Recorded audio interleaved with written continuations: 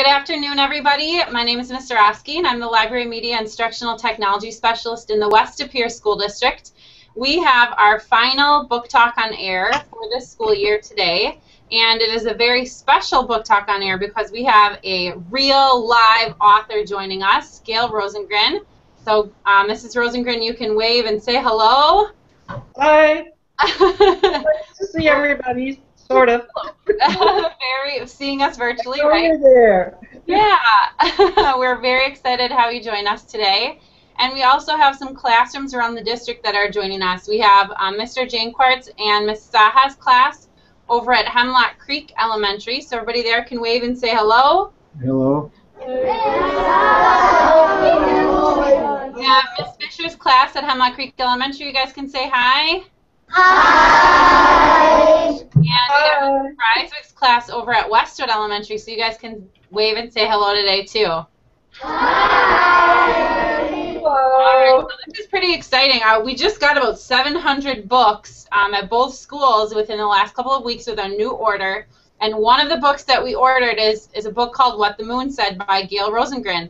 And we've been passing it around feverishly around school so that we can get some kids to start reading it. And we definitely have some students that have read it and have loved it so far. One of the students was Ethan Newens, and we're going to head over to Mr. Jancard's class, and he's going to actually read us a quick synopsis of the book. So go ahead, Ethan. Hi, my name is Ethan. My teacher is Ms. Saha, and the title of my book is What the Moon Said. This book is about when Esther and her family moved to Wisconsin because her father lost his job. Her mom knows when there is good and bad luck. On their farm in Wisconsin, Esther plays with her new dog Mickey and her new horse Bruno. She also gets a new friend Bethany, but her mom doesn't want her to be by her because she has a mark of angry fairies, a giant mole on her cheek. Read What the Moon Said to find out what happens. One question I have for the author is, how did she come up with the bad and good luck? Wow. Good. Nice. You get to actually ask her that today, Ethan. Isn't that fun? All right, so what we're going to do, thanks for that quick synopsis of the book, we're going to head over to Gayle Rosengren, and she's going to actually talk to you about her journey as an author and talk to you a little bit about this book that's just recently been released. Great. I'd love to. First of all, thank you so much for inviting me. This is it's the first time I'm doing this, so you'll have to excuse me if I don't come across as a polished TV type personality. Okay. First off, I just want to let you know that mine was not an instant success story. Okay. It was a long journey for me. It usually isn't that long. I just happened to. My timing has always been off in this world, but never more so than with my books. However, it's not how long it takes, it's whether you get to your goal or not, and I did, and I'm just delighted to tell you about how this book came to be. First, you need to know that I have always loved books. From the time I was a little girl, I loved to sit and make up stories about the pictures, and I loved to read. And when I got a little bit older, there were two more things that were added to my loves list, and that was dogs and horses. I did eventually get a dog, but still working on the horse. Anyway, but thanks to librarians, I always had plenty of books. Libraries, public and at school, I always had access to books. I mean, a library is like having a ticket to all kinds of adventures and discoveries, and it's free. What's better than that? And books are like the doorways to those adventures. You open them up and off you go. You make new friends, you solve a mystery, you have the horse you always wanted but never could have, or you're the one person who can save the world from the aliens. I mean, what's better than that?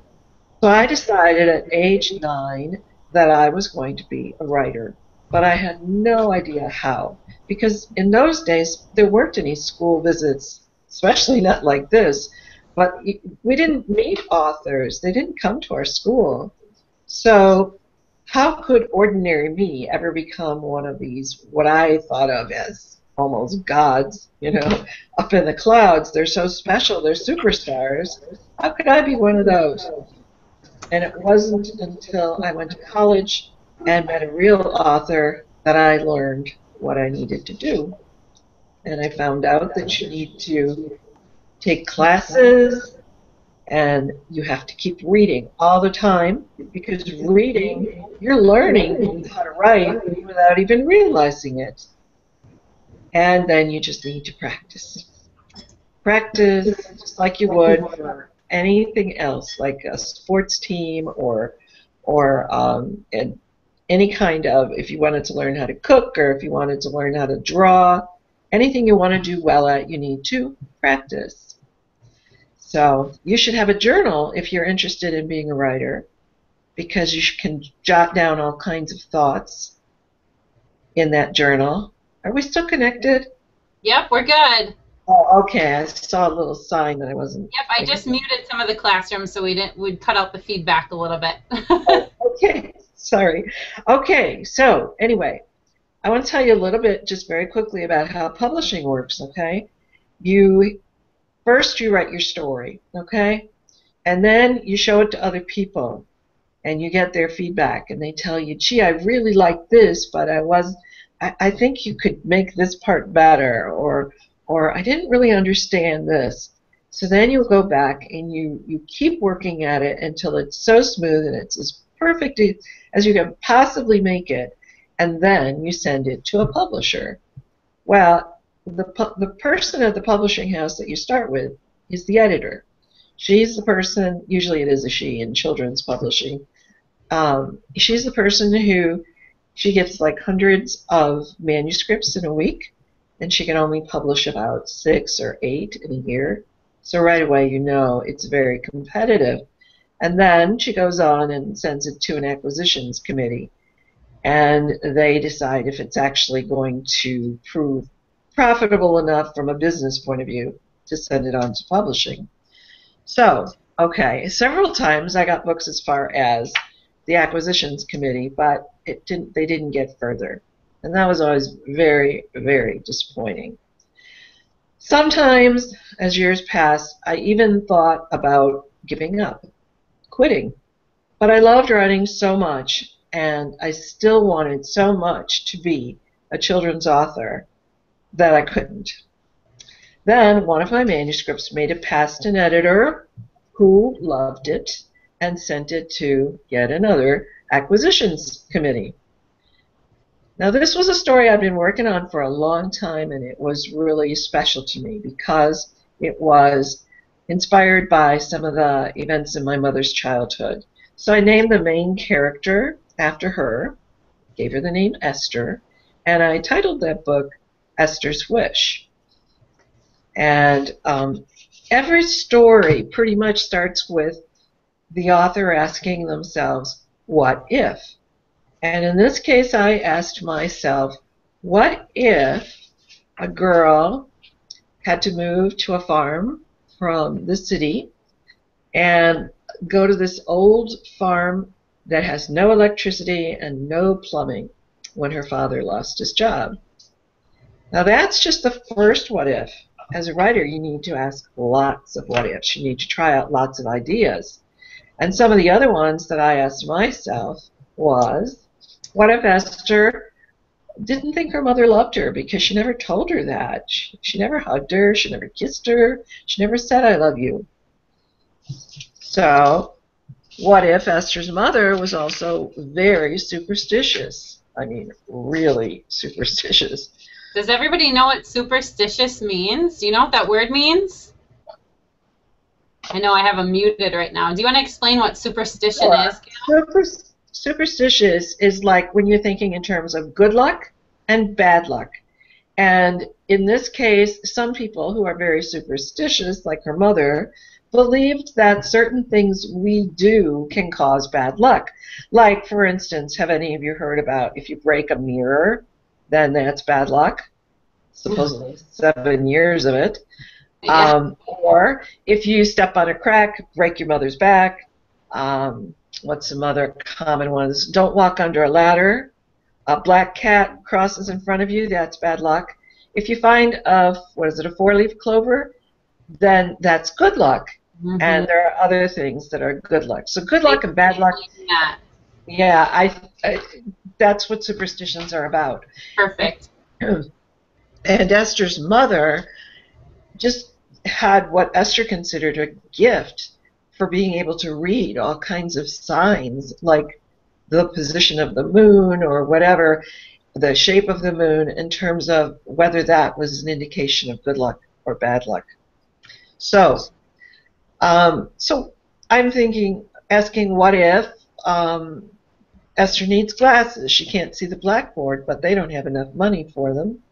Or what if she tries so hard to make her mother love her that sometimes she actually ends up making her angry? Or what if Esther gets really sick and they have to get her to a hospital, but they don't have a car? How are they going to get there? So when you're writing a story, you need to have lots of problems in it. What a writer calls conflict, where the person, the main character, is trying to get something and everything seems to get in his way.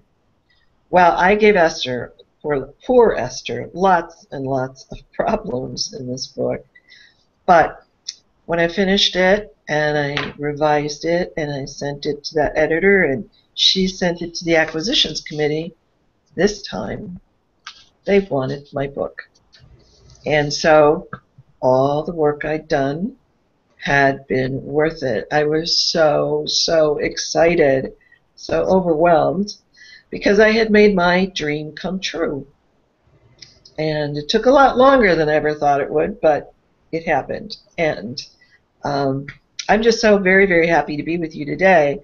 And I hope that the dreams that are really, really important to you, that you'll make them come true too. So if you have any questions, I would love to hear them. That's awesome. All right, we do have some questions for you now that we've heard kind of the journey of how you got your first book published. And we are going to head over to Miss Fisher's class, and we kind of touched on this already, but Anisha is there, and she read your book. Anisha, did you have any questions, any other questions for Gayle now that you kind of heard about how the book came about? No.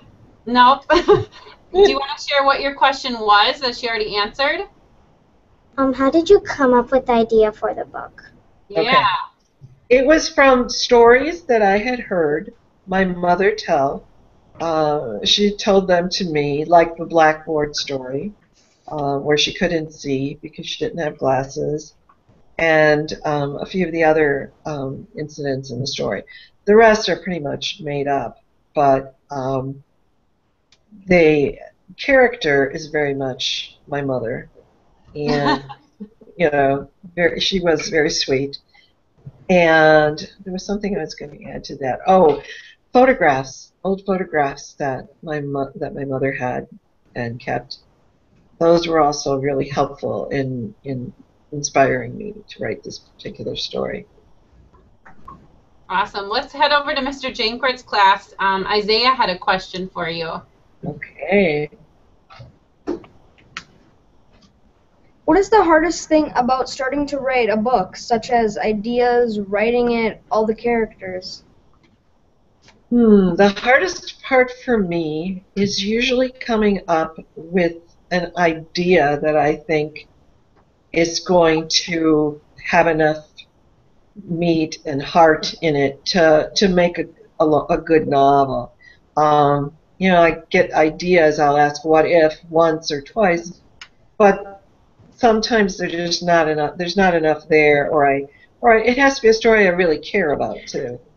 So to me, that's the hardest part. The actual writing is usually pretty easy once I get that idea really fleshed out in my mind.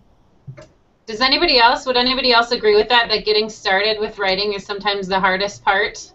Yeah. I know I always felt that way as well. Let's head over to Mrs. Riswick's class. Ava, I really liked your question. Can you come on up and ask it?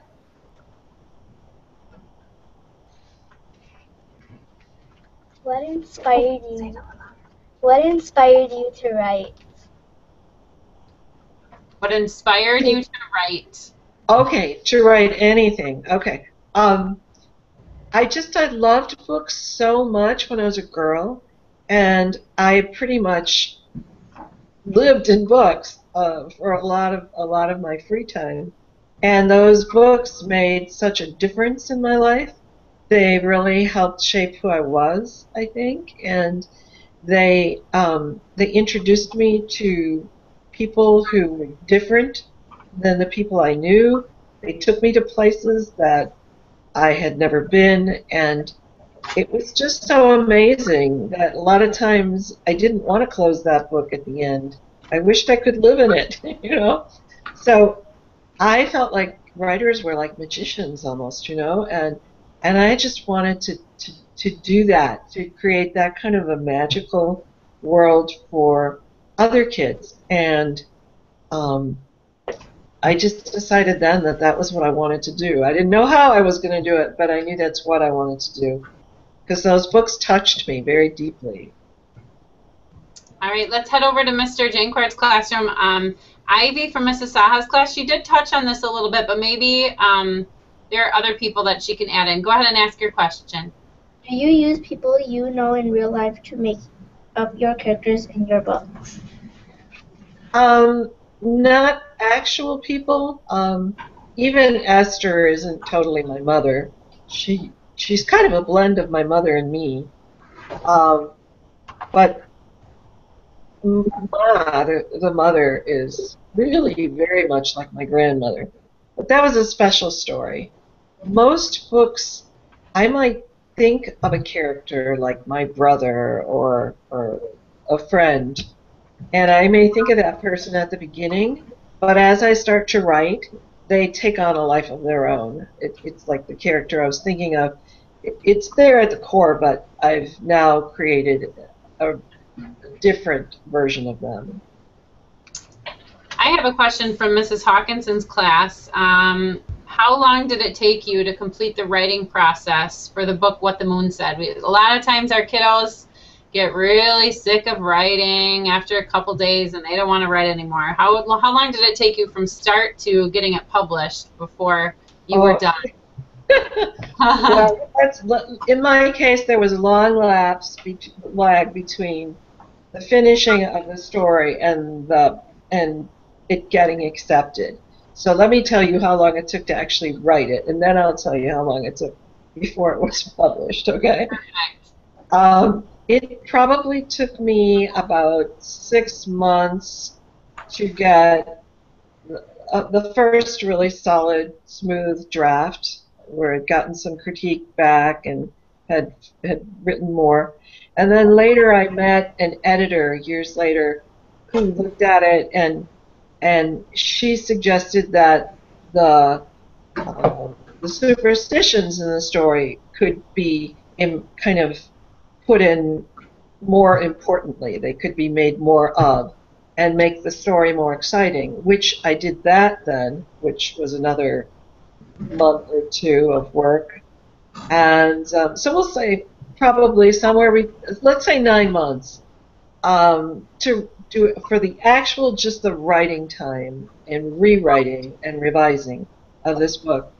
But it didn't get published for about 14 years, so it was not like an overnight acceptance. It had to find its right editor and right time in the marketplace to be. Wow, that's amazing. Yeah. Luckily, it doesn't happen that way all the time. Yeah. We'll have to have the kids look up the word perseverance after this. That's awesome. Yeah, I've been told I'm the poster child for perseverance. That's a good quality. Well, yeah. Kyle from Mrs. Riswick's class has a great question. Alrighty. Are there any books that inspired you to become a writer? Oh, yeah, lots. All the books I loved when I was about your age were the inspirations. Some of them I can remember vividly. There was a mystery series that I just loved. It was called Trixie Belden, and there were about 20 books in the series. That she had horses and dogs. That was a big part of it. But also, it just seemed to be the most realistic book. It seemed more real. The characters did. I also love Little Women. I love Tom Sawyer, Black Beauty. That was a horse story. Don't know if people are familiar with it anymore. So yeah, all of these books, and I think I mentioned Little Women already. So yeah, those all were just very dear to my heart, and still are. I remember them very vividly, even now.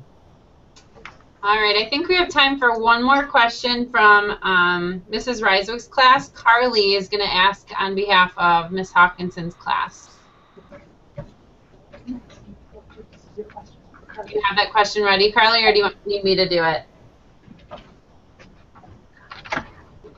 Come on in, guys. You can come in. Do you see yourself in the picture? Okay. Are you working on another book right now? I just finished one. In fact, I'm doing the copy editing on it. It will be coming out next summer from Putnam Penguin, same publishers, and it's called Cold War on Maplewood Street. It's set during the week of the Cuban Missile Crisis back in 1962. Yeah. That sounds great. We'll have to make sure to order that one for our library. I hope so. And then I can come back and talk about that one. Yeah, that would be great. We'd love to have you back. Does anybody else have any other questions for Gayle? This is your one-time shot. Any aspiring writers out there that have any other questions? Anybody else have any questions? Grace in my class has a question if there's still time. Sure, go ahead. Does the main character have any of your personality traits? She does. Uh-huh. She was stubborn like my mother. Okay. There's perseverance, the other side of stubbornness, I guess. But she also, Esther, did not love horses like I did. So that part. And just in general, though, I think major character things as far as honesty and determination, those are things that we shared. And also, she had a super tender heart. I just can't tell you enough about. She really is as sweet as she seems. Yeah, so she was a blend of both of us, and then just some imagination. But Awesome. All right, fourth graders, what do we tell Mrs. Rosengren?